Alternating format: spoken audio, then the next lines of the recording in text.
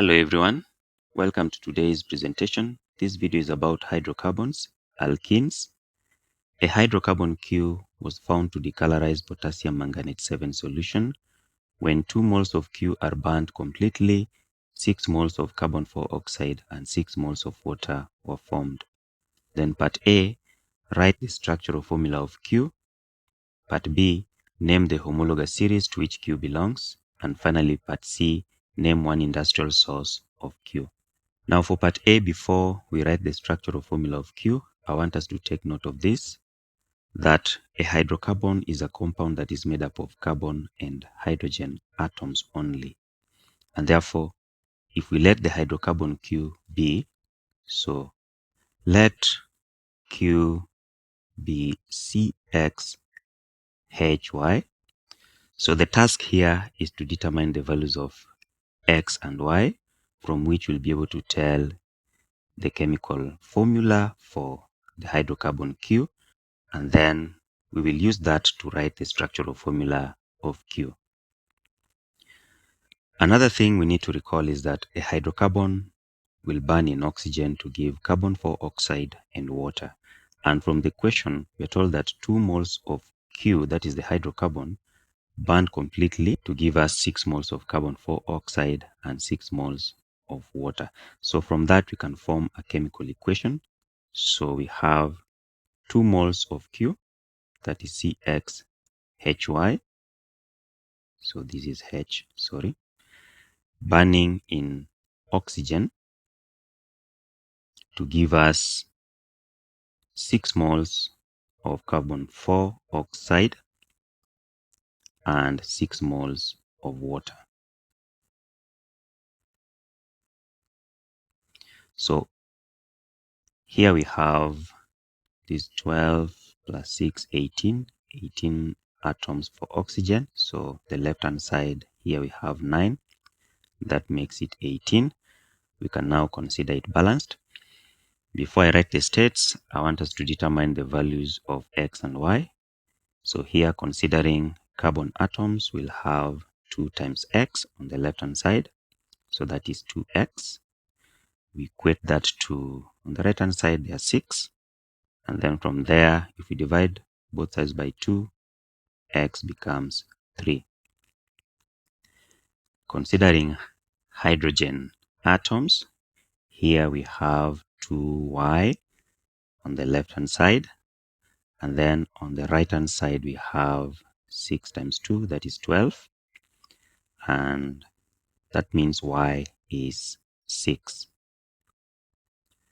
Therefore, we realize that Q now becomes, so if we replace this here, the chemical formula becomes C3, X is 3, and H 6, because Y is 6.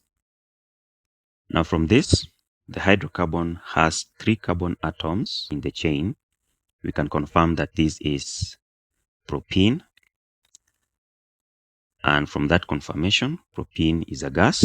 We can now write the states here. So here we have gas, this gas. Here we have gas, and then this one is liquid. Now, from here, we can therefore write the structural formula of Q as required.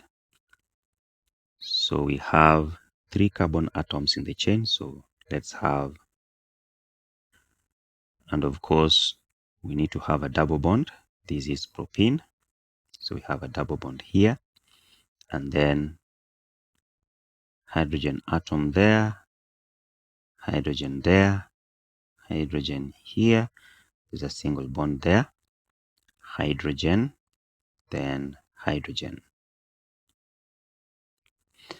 and finally another one there. So this is the structural formula of Q as was desired in the question. Now this is prop 1 in.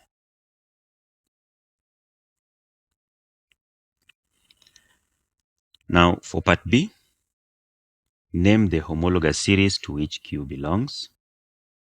Now, because of the double bond, we can confirm that this is an alkene. So the homologous series to which Q belongs is alkenes.